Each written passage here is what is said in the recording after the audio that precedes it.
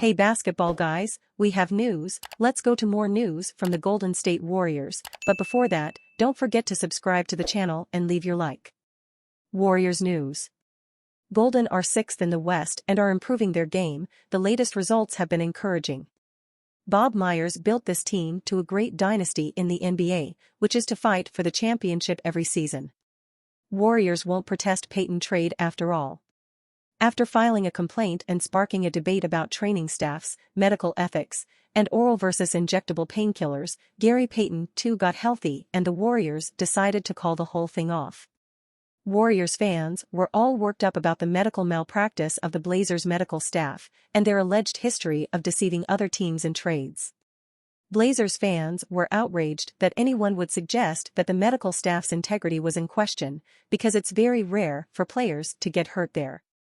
Payton was reportedly unhappy in Portland, his agent reportedly contradicted the Warriors, and no one really had any idea what protesting the trade would do anything. How did they work things out? Gary Payton too got healthy. Suddenly, all is right again.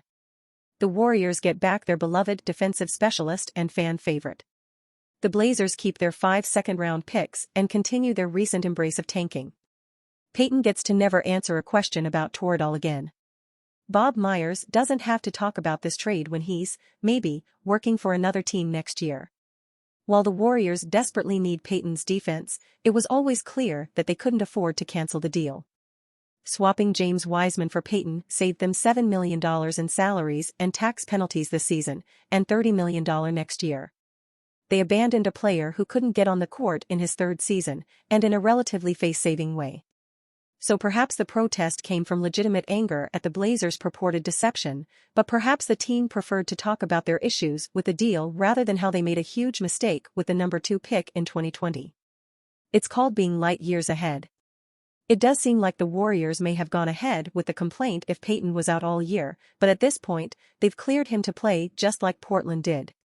It's hard to argue that Portland grievously hurt them when Payton is playing the final 7 games of the season. Arguing that the Blazers sold them damaged goods becomes untenable when the team is using the damaged goods as a defensive stopper off the bench.